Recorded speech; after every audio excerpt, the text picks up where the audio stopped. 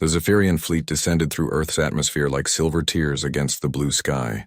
Admiral Crix watched the primitive planet grow larger on his screens, his four eyes gleaming with satisfaction. This would be easy. The humans had barely achieved basic spaceflight, while his people had conquered 17 star systems. "Begin the demonstration," Crix ordered, his voice echoing through the command bridge, the lead ship's weapons charged with a low hum. A brilliant beam of energy lanced down toward the Pacific Ocean, instantly vaporizing a section of water the size of a small island. Steam rose in massive clouds, visible even from orbit. "That should get their attention," Crix muttered, settling back in his command chair. The plan was simple and had worked on every other world they had visited. Show overwhelming power, demand submission, then enjoy the worship of another grateful species. The Zephyrians had built an empire not through conquest but through awe. On Earth's surface, every military radar and satellite tracked the alien vessels. In the Pentagon, General Sarah Chen stared at the readings with grim determination. The demonstration in the Pacific had been received loud and clear. "Ma'am," her aide called out, "we're receiving a transmission on all frequencies." The main screen flickered to life, revealing Admiral Crix in all his alien glory.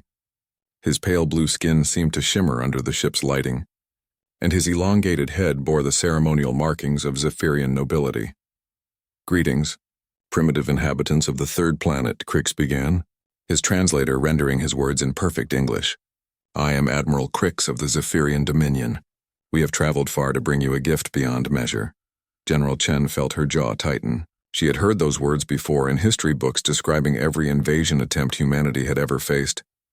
"We offer you protection, guidance, and a place in our great empire," Crix continued. "In exchange, we ask only for your devotion, your resources, and your recognition of our superiority. We have seen your conflicts, your struggles, your primitive weapons. We can end all of this. Simply kneel and know peace under Zephyrian rule." The transmission ended, leaving the Pentagon in tense silence. General Chen looked around the room at her staff. Every face showed the same expression she felt burning in her chest: defiance. "Get me the president," she ordered. "And contact our allies, all of them." Within hours, every major leader on Earth had seen the transmission. The response was swift and unanimous. Humanity would not kneel. Admiral Crix waited exactly 24 Earth hours before opening communications again. He expected to see surrender documents, perhaps a few human leaders ready to negotiate terms of submission. Instead, he found himself staring at a young woman in military dress, her dark eyes burning with fierce determination. "Admiral Crix," General Chen said, her voice steady and clear. "I am General Sarah Chen, representing Earth's Unified Defense Forces. We have considered your offer." Crix leaned forward, anticipating the sweet words of submission he had heard so many times before. "Our answer is no," Chen continued. "We decline your protection. We reject your guidance, and we will never kneel to you or anyone else." For a moment, Crix could only stare. In 3 centuries of expansion, no species had ever refused their generous offer. His translator must be malfunctioning. "Perhaps you misunderstood," Crix said slowly. "We demonstrated our power. Your primitive weapons cannot harm our ships. Your technology is centuries behind ours. Resistance is not only futile, it is illogical." Chen smiled, and something in that expression made Crix's blood run cold. It was not the smile of someone who knew they were beaten. It was the smile of someone who knew something he did not. "You're right about our technology," Chen admitted. "We can't match your energy weapons or your ship armor. But you made one critical error in your assessment of our species." "And what is that?" Crix demanded. "You assumed we would fight you the way you fight," Chen replied. "You assumed we would meet your ships with ships, your weapons with weapons, your tactics with similar tactics. But humans don't fight fair, Admiral. We fight to win." The transmission cut off, leaving Crix staring at a blank screen. Around him, his bridge crew exchanged nervous glances. In the silence that followed, long-range sensors began detecting movement across the Earth's surface. "Admiral," his tactical officer called out, his voice tight with confusion. "We're picking up massive thermal signatures across the planet. They appear to be underground explosions." Crix frowned and pulled up the tactical display. Across every continent, bright flashes were erupting beneath the surface. The pattern made no sense. The humans weren't targeting his ships or even attempting to reach orbit. What are they doing? He wondered aloud. His science officer's voice cracked slightly as he delivered his report. Sir, they appear to be detonating some kind of charges along major geological fault lines. The seismic activity is off our charts. Geological fault lines? Crix repeated. What possible military purpose could that serve? The answer came 12 hours later. Every volcano on Earth that had been dormant for less than 10,000 years began to stir. The carefully placed nuclear charges, positioned by mining crews and military engineers working around the clock, had done exactly what human geologists had calculated they would do. From orbit, the Zephyrian fleet watched in growing horror as the planet below them began to transform. Volcanic ash started pouring into the atmosphere. The first eruption came from Mount Vesuvius, followed quickly by Mount Fuji, then Yellowstone. Sir, the science officer's voice was barely a whisper. The atmospheric particulate density is increasing exponentially. If this continues, the planet will be uninhabitable within weeks. Crick stared at the readings, his mind struggling to process what he was seeing. They're destroying their own world, he breathed. To deny it to us. But that wasn't the worst part. The worst part was the message that came through on all frequencies, broadcast from bunkers deep beneath the Earth's surface. General Chen's voice rang clear and strong through the cosmic static. Admiral Crix, you wanted our submission. Instead, you get our answer. If you want Earth, you can have a dead rock covered in ash. But you'll never have us. The transmission paused, and when Chen spoke again, her voice carried a weight that made Crix's hands tremble. You have 48 hours to leave our system. If you're still here when the ash clears, we'll show you what else humans can do when we're properly motivated. As volcanic ash began to blot out entire continents, Admiral Crix realized that his empire had encountered something they had never faced before. A species willing to burn their own world rather than surrender their freedom. The Zephyrians had sought followers. Instead, they had found something far more dangerous. They had found dragons. Admiral Crix stood frozen on his bridge, watching volcanic ash swirl across Earth's surface like angry storm clouds. His empire had conquered 17 worlds through displays of superior technology and overwhelming force. Every species had eventually seen reason and submitted, but humans, it seemed, operated by different rules entirely. Sir, his communications officer called out, his voice tight with panic. We're receiving thousands of transmissions from the planet's surface, all on different frequencies. Crix waved his hand dismissively. Probably surrender offers now that they see the consequences of their actions. No, sir, the officer replied, his skin turning a paler shade of blue. They're taunting us. The main screen filled with transmission after transmission. A grizzled human in military fatigues grinned into his camera from what appeared to be an underground bunker. Hey there, Blue Boys. Hope you enjoyed the fireworks. This is Colonel Martinez from the 7th Marine Division. We've got plenty more where that came from. Another signal showed a woman in a laboratory coat standing beside massive drilling equipment. Dr. Patel here from the Geological Survey. Just wanted you to know we've identified another 47 major fault lines we haven't touched yet. Your move, aliens. A third transmission revealed a young man who couldn't have been more than 20, wearing pilot's gear and speaking from what looked like an underground hangar. Lieutenant Thompson, Air Force. Just thought you should know we've been working on something special for visitors like you. Can't wait to show you. Crix cut off the transmissions with a sharp gesture. His tactical officer was studying long-range scanners with growing alarm. Admiral, he reported, the atmospheric changes are accelerating beyond our projections. But sir, we're also detecting massive movement beneath the surface. It looks like they're evacuating their populations to underground facilities. Underground facilities? Crix repeated. How extensive? Preliminary scans suggest a network that spans multiple continents. Sir, these tunnels and bunkers appear to have been under construction for decades. This wasn't a desperate last-minute plan. They've been preparing for something like this. The realization hit Crix like a physical blow. Humans hadn't panicked when his fleet arrived. They had activated a long-term contingency plan. But preparing to destroy their own world to deny it to invaders? What kind of species thought that way? His science officer's report made things worse. Sir, we're detecting unusual energy signatures from several points on the surface. The readings don't match any known human technology in our databases. Show me, Crix ordered. The display revealed heat signatures scattered across the planet's surface. Even through the volcanic ash and atmospheric interference, the objects were clearly visible. They appeared to be some kind of launch platforms, but they weren't pointing toward space. Admiral, his tactical officer's voice cracked. Those platforms are aimed at our ships.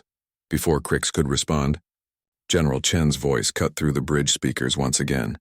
Admiral Crix, I hope you're paying attention to our little science project.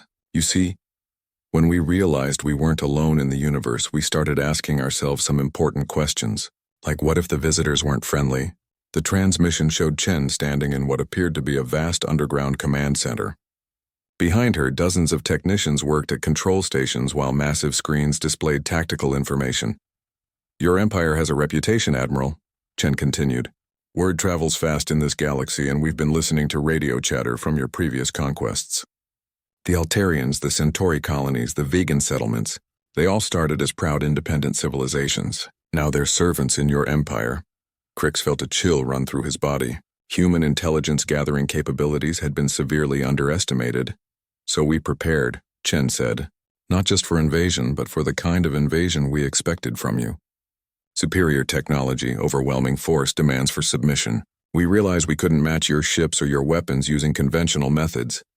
The camera pulled back, revealing more of the command center. It was clearly built to survive almost anything, buried deep underground and protected by massive blast doors. But humans have always been good at turning disadvantages into advantages, Chen continued with that same unsettling smile. You want to know what those platforms are, Admiral? They're electromagnetic pulse generators. Each one has been built using our most advanced technology, powered by miniaturized fusion reactors. Crix's blood ran cold. Electromagnetic pulses could disable ship systems temporarily, but they had to be incredibly powerful to penetrate Zephyrian shielding. Oh, and Admiral? Chen's smile widened. We didn't just build a few of them. We built 6,000. The number hit Crix like a hammer blow. 6,000 EMP generators would create a coordinated electromagnetic storm that could overwhelm any defensive system through sheer volume. But here's the really interesting part, Chen continued. We didn't stop at EMPs. Those platforms are also equipped with something we call kinetic interceptors, basically really big railguns that fire really dense projectiles at really high speeds. Crix's tactical officer was frantically running calculations on his workstation. Sir, he reported, his voice barely above a whisper. If they coordinate those weapons, they could create an electromagnetic dead zone around our entire fleet. Our ships would be sitting targets for kinetic strikes. How many kinetic projectiles could they fire? Crix demanded. The officer's hands trembled as he completed his calculations. Based on the platform configurations we can detect, approximately 30,000 projectiles per minute, for as long as their power systems hold out. The bridge fell silent except for the hum of ship systems. Admiral Crix stared at the tactical display, finally understanding what General Chen had meant about humans fighting to win, rather than fighting fair. Chen's transmission continued. Now, Admiral, we could activate those systems right now. Your ships would be disabled, then destroyed, and this would all be over. But we're going to make you the same offer you made us. Crix leaned forward, desperate to hear terms of surrender. Leave our system voluntarily and we'll let you go unharmed, Chen said.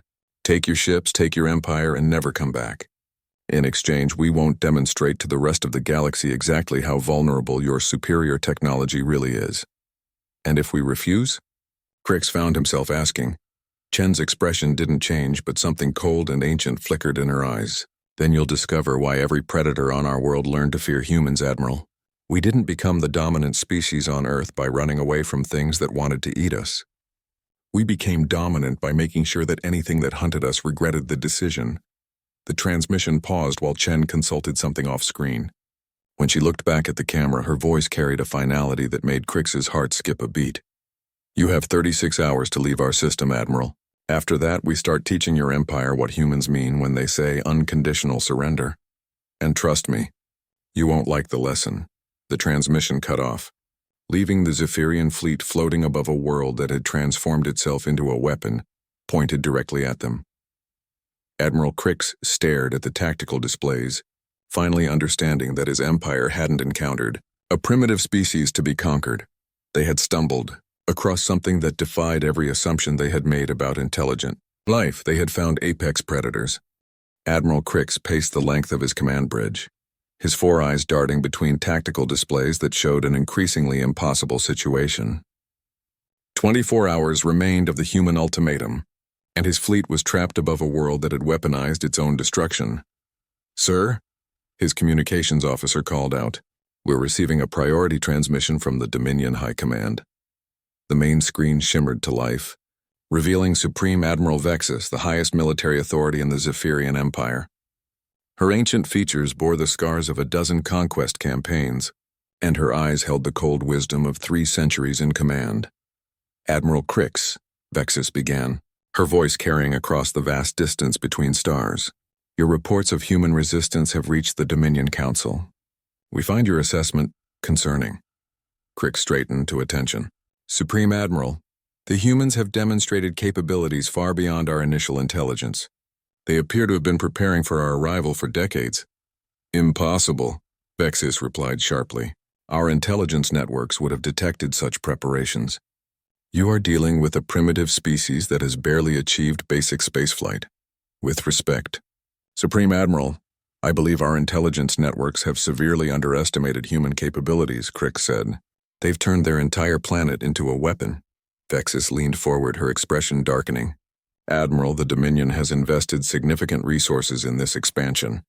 17 worlds have joined our empire peacefully, after demonstrations of our superiority. One primitive planet will not break that pattern." The transmission paused as Vexus consulted something off-screen. When she returned her attention to Crix, her voice carried the weight of absolute authority. "You will proceed with standard pacification protocols," she ordered. "Deploy the intimidation fleet, begin selective bombardment of military targets, and continue until the humans surrender unconditionally." "Supreme Admiral," Crix protested, "they've made it clear they will destroy their own world rather than surrender. And their defensive capabilities are irrelevant," Vexus interrupted. "Admiral, you command the most advanced fleet in this sector of the galaxy. Your ships are protected by energy shields that can deflect the combined nuclear arsenal of a dozen worlds. Your weapons can glass entire continents. What possible threat could these primitives represent?" Before Crix could respond, his tactical officer's voice cut across the bridge. "Sir, we're detecting multiple launch signatures from the planet's surface. Whatever they're doing, it's big." The main display split to show both Supreme Admiral Vexus and the tactical readout from Earth. Hundreds of small objects were rising from the planet's surface, moving far too slowly to be missiles or attack craft. "What are those?" Vexus demanded. Crix's science officer ran quick scans on the rising objects. "They appear to be satellites, small orbital platforms of some kind. But sir, they're not following standard orbital mechanics. They're positioning themselves in a very specific pattern around our fleet." "Weapons platforms?" Crix asked. "No, sir. The energy signatures are wrong. They're broadcasting something." Before anyone could respond, every screen on every Zephyrian ship suddenly flickered to life. The same transmission was being broadcast simultaneously to the entire fleet, on all frequencies, with enough power to override their communication systems. General Chen appeared on screen, but she was no longer alone. Behind her stood representatives from what appeared to be every major nation on Earth. Military leaders, scientists, and political figures from across the human species. "Admiral Crix," Chen began, "I understand you've been in communication with your superiors. I thought they should hear this message as well." Supreme Admiral Vexus's eyes widened as she realized the humans had somehow intercepted and were now monitoring their communications.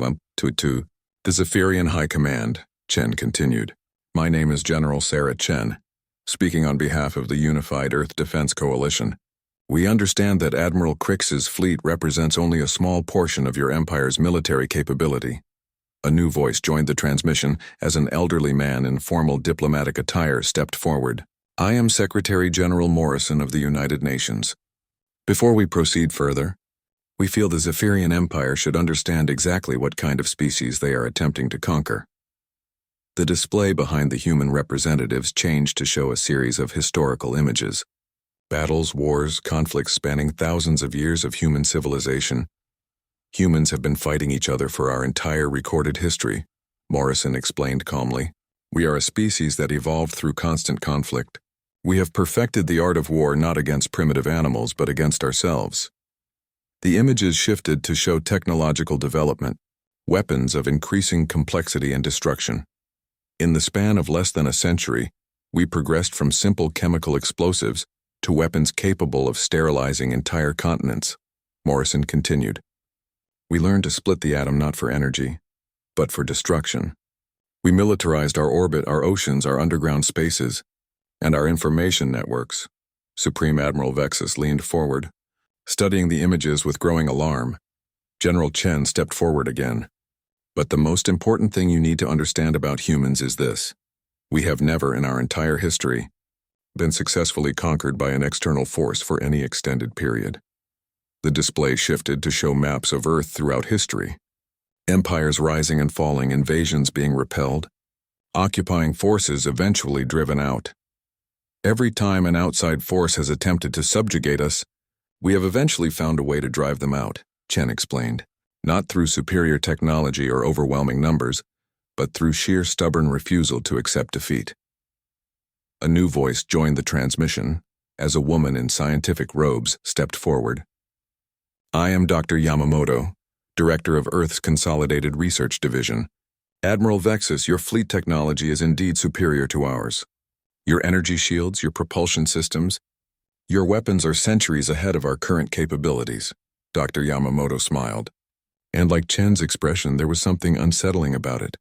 However, you made a critical assumption about human technological development. You assumed we would follow the same path your species did. Gradual advancement, linear progression, conventional applications of physical principles. The display behind her shifted to show schematics and technical diagrams that made Crix's science officers lean forward with confusion.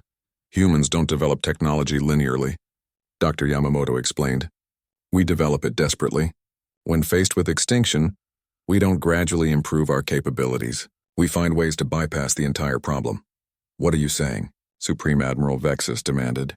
Dr. Yamamoto's smile widened. We're saying that while you were perfecting energy shields, we were inventing ways to ignore them entirely.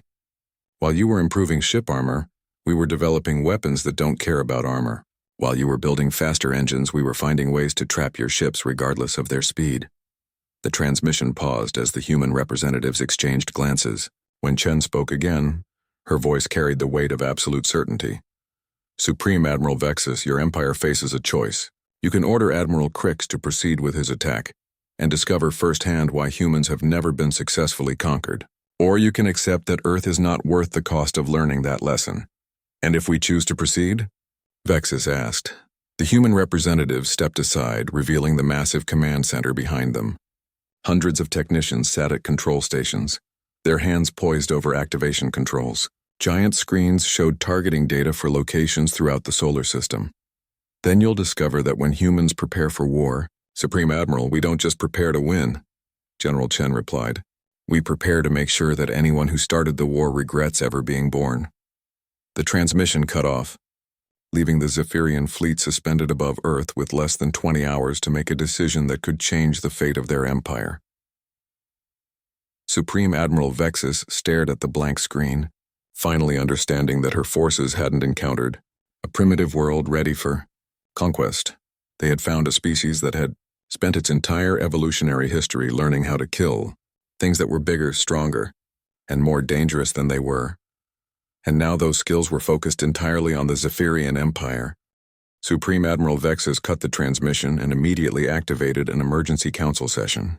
Within minutes, holographic projections of the Zephyrian Dominion's highest leadership materialized around her command chamber. Military commanders, intelligence chiefs, and senior advisors from across 17 conquered worlds. Report, she commanded simply. Intelligence Director Korath, a thin Zephyrian with cybernetic implants covering half his skull, spoke first. Supreme Admiral, our analysis of the human transmission suggests they possess capabilities we did not anticipate. However, their claims of military superiority are likely exaggerated for psychological effect. Explain, Vexus ordered. Standard intimidation tactics, Korath replied. Every species attempts to appear stronger than they actually are when faced with superior force. The humans are bluffing. Fleet Commander Zelak, scarred veteran of the Altarian conquest, disagreed. Intelligence Director, respectfully, your assessment conflicts with Admiral Crix's field reports.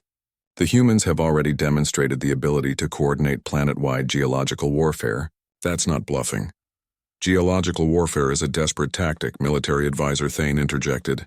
They're willing to destroy their own world, because they know they cannot win through conventional means. It's an admission of weakness, not strength. Supreme Admiral Vexus listened to the debate while studying tactical reports from Admiral Crix's fleet. The numbers were troubling. 6,000 electromagnetic pulse generators, 30,000 kinetic projectiles per minute, coordinated global defensive systems. Even if the humans were exaggerating their capabilities, the potential for fleet damage was significant. "Director Korath," she said finally, "what do we know about human military history?" "Primitive conflicts between tribal group," Korath replied dismissively. "They fight with chemical explosives and kinetic weapons. No energy technology, no shield systems, no advanced propulsion. Typical pre-space civilization warfare." "Then explain how they intercepted our secured communications," Vexus demanded. For the first time, Korath hesitated. "Unknown, Supreme Admiral. Our communication systems are quantum encrypted and transmitted through hyperspace channels. Theoretically, they should be undetectable by any technology below Class 7 civilization status. And humans are classified as what level? Class 2, Supreme Admiral, barely above primitive." Fleet Commander Zelak leaned forward. "Supreme Admiral, perhaps our classification system needs revision. I've reviewed Admiral Crix's reports. These humans didn't panic when our fleet arrived. They activated prepared defensive systems. That suggests intelligence-gathering capabilities we didn't account for." "Or," military advisor Thane countered, "it suggests they were already preparing for something else entirely, and we simply arrived at an opportune moment." Supreme Admiral Vexus stood and walked to the tactical display showing the Sol system. Admiral Crix's fleet hung in orbit around the third planet, while Earth's defensive systems powered up across the surface. "Show me the recordings of human transmissions," she ordered. The holographic display shifted to replay General Chen's speeches. Vexus watched carefully, studying not just the words, but the body language, the expressions, the absolute confidence in every statement. "Analysis," she commanded when the recordings ended. "Psychological profile suggests genuine conviction," reported Dr. Nixall, the Dominion's leading xenopsychologist. "This human shows no indicators of deception or uncertainty." "She believes everything she claims, but that's impossible," Korath protested. "A Class 2 civilization cannot pose a threat to Dominion fleet technology." Dr. Nixall's expression was troubled. "Director, there's something else. I've been analyzing human communication patterns, social structures, and historical data from our preliminary surveys. This species displays characteristics I've never encountered before." "Elaborate," Vexus ordered. "Every species we've conquered has shown logical behavioral patterns when faced with superior force," Dr. Nixall explained. "They assess the situation, calculate odds of survival, and choose submission when resistance becomes obviously futile." The xenopsychologist brought up comparative data from previous conquests. The Altarians fought for 6 months before surrendering, when they realized they couldn't win. The Centaurans lasted 8 months. Even the Vegans, who were particularly stubborn, eventually accepted the inevitability of our victory. "And humans?" Vexus asked. "Humans display what appears to be pathological optimism combined with tactical fatalism," Dr. Nixall replied. "They simultaneously accept that they will probably lose while maintaining absolute conviction that they will find a way to win." Fleet Commander Zelak studied the psychological profiles with growing unease. "Doctor, are you saying they're mentally unstable?" "No, Commander. I'm saying they're mentally structured in a way that makes surrender psychologically impossible. They would rather die fighting than live in submission, even when survival logic dictates acceptance of defeat." The council chamber fell silent as the implications sank in. Supreme Admiral Vexus returned to her command chair, processing this information alongside Admiral Crix's tactical reports. "There's something else," Dr. Nixall continued reluctantly. "I've been studying their historical records. This species has faced extinction-level events multiple times in their evolutionary history. Ice ages, volcanic winters, asteroid impacts, plague outbreaks. Each time, small populations survived and rebuilt their civilization." "What does that tell us?" Vexus asked. "It tells us that humans are evolutionarily adapted to survive situations that would completely destroy other species. They don't just endure catastrophes, Supreme Admiral. They plan for them," Intelligence Director Korath scoffed. "Evolutionary adaptation doesn't matter against Class 7 military technology, doesn't it?" Fleet Commander Zelak asked quietly. Doctor, what would happen if we proceeded with standard pacification protocols? Dr. Nixall consulted his data before responding. Based on human psychological profiles and historical patterns, they would absorb whatever damage we inflicted, adapt their tactics, and continue fighting indefinitely. Even if we destroyed 90% of their population, the survivors would use that as motivation for more effective resistance. But eventually they would have to surrender, Korath insisted. No, Director. Dr. Nixall replied firmly. Everything in their psychology suggests they would literally fight until every last human was dead. And, Supreme Admiral, there's evidence they've been preparing for exactly that scenario. He brought up new data, intercepted from human communications networks, underground cities, genetic preservation facilities, distributed manufacturing systems, automated defensive networks designed to operate without human oversight. They haven't just prepared to fight us, Dr. Nixall explained. They've prepared their civilization to continue fighting us even after they're all dead. Supreme Admiral Vexus stared at the data, finally understanding what Admiral Crix had tried to tell her. The Zephyrian Empire hadn't encountered a primitive species to be conquered. They had stumbled across a civilization that had evolved specifically to survive and defeat existential threats. Humans didn't just resist conquest. They were psychologically and technologically designed to make conquest so costly that it became impossible. Recommendations? She asked finally. Fleet Commander Zalak spoke first. Supreme Admiral, I recommend we accept human terms and withdraw from the Sol system. The potential losses outweigh any strategic benefits. Unacceptable, Korath replied. Withdrawing from a Class II civilization would damage Dominion prestige across 17 worlds, and losing an entire fleet to a Class II civilization would end the Dominion. Entirely, Zalak countered. Supreme Admiral Vexus considered both arguments while studying the tactical displays. Admiral Crix's fleet was powerful enough to devastate Earth's surface, but the humans had made it clear they would turn that devastation into a weapon against the attackers. Dr. Nixall, she said finally. Professional assessment.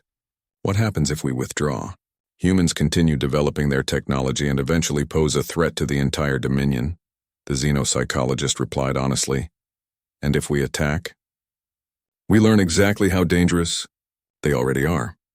Supreme Admiral Vexus realized that the Zephyrian Empire faced something unprecedented in their 3 centuries of expansion. They had found a species that couldn't be conquered and, couldn't be safely ignored.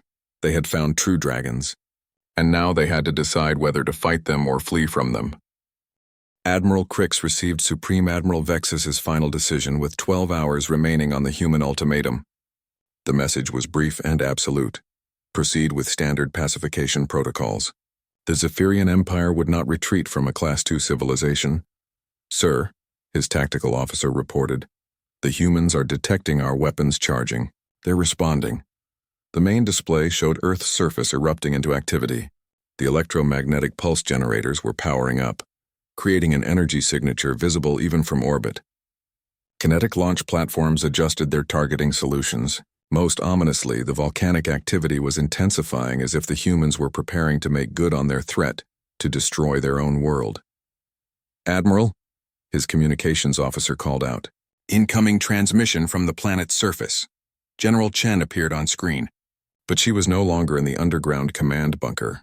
She stood in what appeared to be an observation deck with a massive window showing the Earth's surface. Volcanic ash swirled outside, but the facility's lights cut through the darkness like stars. Admiral Crix, Chen said, her voice calm despite the chaos visible behind her. I understand you've received orders to proceed with your attack. I'm disappointed but not surprised. Crix found himself speaking before he could stop himself. General, you don't understand the forces you're dealing with. My fleet can reduce your planet's surface to molten rock. Surrender now and some of your people might survive. Chen smiled, and this time Crix recognized the expression for what it truly was. It wasn't defiance or desperation. It was pity. Admiral, you still don't understand what you're dealing with, she replied. You think this is about saving human lives. It's not. This is about making sure that anyone who threatens human freedom pays a price that ensures it never happens again. What do you mean? Crix demanded. The camera pulled back to show more of the observation deck. Other human leaders stood alongside Chen, all wearing the same expression of grim determination. "We mean that this isn't just about Earth, Admiral," Chen explained. "You see, while your empire was building ships and weapons to conquer civilizations, we've been building something else entirely." Dr. Yamamoto stepped forward, holding a small device that pulsed with soft blue light. "We've been building a network, Admiral. Did you really think we hadn't been listening to the galaxy for the past 50 years? Crix felt his blood turn to ice. "What kind of network?" "Every radio transmission your empire has made for decades," Dr. Yamamoto replied. "Every conquest, every threat, every communication between your fleets and your conquered worlds. We've been recording all of it." The display behind the human representatives changed to show star charts marked with Zephyrian fleet positions, trade routes, and communication networks. The detail was staggering. "More importantly," Chen continued, "we've been broadcasting our own signals to every world your empire has conquered, to every species currently under Zephyrian rule, to every civilization in this sector of the galaxy." Admiral Crix's hands trembled as he grasped the implications. "You've been communicating with our subject worlds?" "Oh, we've been doing more than communicating," General Chen replied. "We've been teaching." The star chart shifted to show transmission pathways spreading out from Earth like a web, reaching toward every conquered world in the Zephyrian Empire. "Technical specifications, Admiral," Dr. Yamamoto explained. "Manufacturing processes, weapon designs, most importantly, tactical doctrine for resisting technologically superior forces." "That's impossible," Crix breathed. "Our security networks would have detected unauthorized communications." A new voice joined the transmission as a young woman in electronics gear stepped forward. "Lieutenant Sarah Kim, Earth Communications Division. Admiral, your security networks are designed to detect military communications and prevent technological advancement among your subject species." Lieutenant Kim smiled with the same unsettling confidence as the other humans. "They're not designed to detect educational broadcasts disguised as entertainment programming." "Entertainment programming?" Crix repeated. "Music, stories, historical documentaries," Kim explained. "For the past 30 years, we've been broadcasting what appeared to be simple cultural content. But embedded in every transmission were technical specifications, resistance tactics, and coordination protocols." The display showed samples of these broadcasts. What appeared to be innocent human music contained complex mathematical sequences. Historical documentaries about human wars included detailed explanations of asymmetric warfare tactics. Even children's stories carried encoded information about manufacturing explosive devices from common materials. "Every conquered world in your empire has been receiving these transmissions," Chen said. "Learning from them. Preparing." Admiral Crix's tactical officer was frantically scanning his sensors. "Sir, we're detecting unusual activity from Altarian space. Energy signatures consistent with large-scale industrial processes. The Centauri system is showing similar readings," his science officer added. "Sir, it looks like massive construction projects are underway across the Empire." Chen's smile widened. 27 worlds, Admiral. 27 conquered civilizations that have been quietly preparing for this moment. The moment when the Zephyrian Empire finally encountered something it couldn't defeat quickly. "You see, Admiral," Dr. Yamamoto explained, "humans didn't just prepare Earth's defenses. We prepared a galaxy-wide rebellion. Every world your empire has conquered is ready to rise simultaneously." The tactical displays on Crix's bridge began lighting up with activity across Zephyrian space. Fleet bases under attack, communication networks being jammed, supply lines being severed. "But that's not the best part," Chen continued. "The best part is what happens when you attack Earth." "What happens?" Crix asked, though he dreaded the answer. "When your fleet fires on Earth, every monitoring station in the galaxy records it. Every species watches the Zephyrian Empire attempt to destroy a world that refused to surrender. And then they watch what we do next." The display behind Chen shifted to show technical specifications that made Crix's science officers gasp in recognition. "Quantum communication arrays," Dr. Yamamoto explained. "Real-time coordination across galactic distances. The moment you fire on Earth, 27 worlds launch synchronized attacks on every Zephyrian military installation in this sector. But more than that," Chen added, "they broadcast everything we've taught them to every civilization within 50 light-years. Technical specifications, tactical doctrine, and most importantly, proof that the Zephyrian Empire can be defeated." Admiral Crix stared at the display showing rebellion erupting across his empire's territory. Conquered worlds were activating hidden weapons and attacking their occupiers with tactics specifically designed to counter Zephyrian technology. "You planned this," he said numbly. "All of this." The geological warfare, the defensive systems, the galactic rebellion. "You've been planning this for decades." "Longer," Chen replied. "Admiral, the moment we detected your empire's radio signals, we knew this day would come. We've been preparing for it since before you knew Earth existed." "But why?" Crix demanded. "Why not simply surrender? Why choose such massive destruction?" General Chen's expression grew serious, and for the first time, Crix saw something other than confidence in her eyes. He saw sadness. "Because, Admiral, there are some things worth dying for," she said quietly. "Freedom is one of them. The right to determine our own destiny is another. But most importantly, the responsibility to ensure that other species never have to face what we're facing now." "Your empire has conquered 17 worlds," Chen continued. 17 civilizations that were forced to choose between submission and extinction. We're making sure that no other species ever has to make that choice again." The transmission paused as alerts sounded across Admiral Crix's bridge. Fleet bases throughout the Empire were under attack. The coordinated rebellion was spreading faster than Zephyrian forces could respond. "Admiral," Chen said finally, "you have a choice. You can fire on Earth and watch your empire tear itself apart in the resulting chaos. Or you can order your fleet to withdraw and open negotiations for a peaceful resolution." "And if we withdraw?" Crix asked.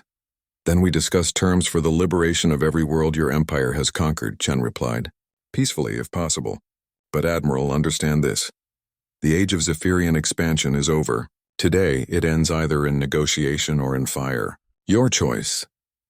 Admiral Crix stared at the tactical displays showing his empire collapsing in real time, finally understanding that the humans hadn't just prepared to defend their world, they had prepared to free the galaxy.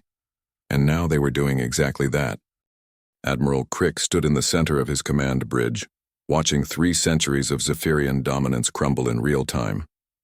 His tactical displays showed rebellion spreading across 17 worlds like wildfire, fleet bases under siege, communication networks severed, supply lines cut. The coordinated uprising was more devastating than any military campaign in galactic history. "Sir," his communications officer reported, his voice barely steady, "we're receiving surrender requests from our own forces. The garrison at Alteria Prime is requesting immediate evacuation. The Centauri defense fleet is gone." "Gone?" Crix repeated. "Destroyed, sir. Complete communication blackout 12 minutes ago." Crix closed his 4 eyes, feeling the weight of Empire collapse around him. On the main screen, General Chen waited patiently for his response, her expression showing neither triumph nor cruelty, just tired determination. "Admiral," she said finally, "you have approximately 6 minutes before my weapon systems reach full charge. After that, the choice is taken from both of us." "You would really do it," Crix said, not a question but a statement of realization. "You would destroy your own world." "If necessary," Chen replied without hesitation. "But Admiral, that's not what we want." "What we want is what we've always wanted, freedom. For us, for every species in this sector, for civilizations not yet discovered who might face what we're facing now." Crix's science officer approached with a data pad, his expression grim. "Sir, long-range sensors are detecting human signal broadcasts across the entire galactic sector. They're transmitting on every frequency, to every inhabited system within communication range." "What are they saying?" Crix asked. "Technical specifications, sir. Detailed instructions for building the weapons that are currently devastating our forces. Admiral, they're giving away their military technology to anyone willing to use it against us." The magnitude of human planning struck Crix like a physical blow. Not only had they prepared to free the Zephyrian Empire's conquered worlds, they were ensuring that any future attempts at galactic conquest would face an armed and prepared galaxy. "General," Crix said slowly, "you're not just ending my empire. You're ending the possibility of empire altogether." Chen nodded solemnly. "That's exactly what we're doing, Admiral.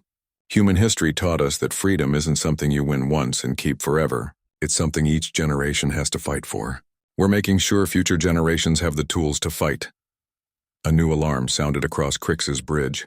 His tactical officer looked up from his displays with an expression of complete disbelief. "Sir," he reported, We're detecting massive energy signatures from the outer system. Something's approaching at near light speed. Reinforcements? Crix asked hopefully. Unknown, sir. The signatures don't match any known Zephyrian technology. The main display shifted to show the approaching objects. Dozens of ships clearly not of human construction but equally clearly not Zephyrian. As they drew closer, their origins became apparent. Those are Altarian ship designs, Crix's science officer breathed. But modified, enhanced. They're incorporating human weapon technologies. More ships appeared from different vectors. Modified Centaurian vessels, vegan defense craft, even converted Zephyrian ships flying under new flags. Admiral, General Chen said, her voice carrying across the communication channel, I'd like to introduce you to the Free Species Alliance, formed approximately 4 hours ago when the liberation began. The approaching fleet took up positions around Earth, their weapons trained not on the planet but on Crix's forces. Admiral Crix found himself surrounded by ships crewed by species that had been under Zephyrian rule for decades, now united in rebellion. How? He asked simply. Humans are good at organizing, Chen replied. It's one of our talents. When we fight, we prefer not to fight alone. A new voice joined the communication channel as a familiar figure appeared beside General Chen. Admiral Crix recognized Speaker Halon, former leader of the Altarian government before the conquest. Admiral Crix, Halon said, his translated voice carrying decades of suppressed anger. The Altarian people remember you. You gave us the same speech about submission and peace that you gave the humans. Another figure appeared. Commander Zira of the Centaurian resistance believed dead for 15 years. The difference, Zira added, is that when the humans contacted us, they didn't ask for submission. They asked if we wanted our freedom back, and they showed us how to take it. More leaders appeared on the transmission, representatives from every world the Zephyrian Empire had conquered, now united in coordinated rebellion. Admiral, General Chen said, the Zephyrian Empire officially ceased to exist 17 minutes ago, when the last loyal fleet base surrendered to Free Alliance forces. The question now is what happens to you and your crews. Crix looked around his bridge at officers who had served the Empire faithfully for decades. They were staring at displays showing their civilization collapsing, their navy scattered, their authority ended. What are our options? He asked. Unconditional surrender, Chen replied. Your ships and crews will be interned but unharmed. You'll be given the opportunity to return to Zephyrian space, which is now under Free Alliance protection. Your people will be free to develop their own government without imperial authority. And if we refuse? General Chen's expression didn't change. Then we demonstrate why humans have never been successfully conquered, Admiral, and why we never will be. The tactical display showed human weapon systems reaching full charge. 6,000 electromagnetic pulse generators and 30,000 kinetic projectiles, all aimed at his fleet. Around him, Free Alliance ships powered up weapons that incorporated human technology with alien engineering. Admiral Crix realized that he was looking at the birth of a new galactic civilization. One built not on conquest and submission but on cooperation between species who had learned to fight for their freedom. I surrender, he said finally. Unconditionally, the weapon systems powered down. The Free Alliance fleet held position but did not fire. On Earth's surface, volcanic activity began to subside as human engineers shut down the geological warfare systems. Welcome to the new galaxy, Admiral, General Chen said with a tired smile. Population, free. 6 months later, Admiral Crix sat in a comfortable chair on Zephyria Prime, reading reports about the Free Species Alliance. The former empire had become a democratic federation of worlds, each species maintaining their independence while cooperating on defense and trade. Human technology and tactical doctrine had spread throughout the sector, ensuring that no single species could ever again threaten the freedom of others. But more importantly, human philosophy had spread as well, the idea that freedom was worth any sacrifice, that cooperation was stronger than conquest, that diversity was preferable to uniformity.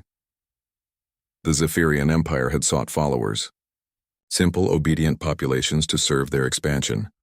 Instead, they had found dragons, and those dragons had taught the galaxy to breathe fire. Crix smiled as he read the latest report from Earth. The humans were already exploring beyond their solar system, but not as conquerors, as teachers, allies, and friends to any species willing to embrace freedom. The age of empire was over. The Age of Alliance had begun, and it was magnificent.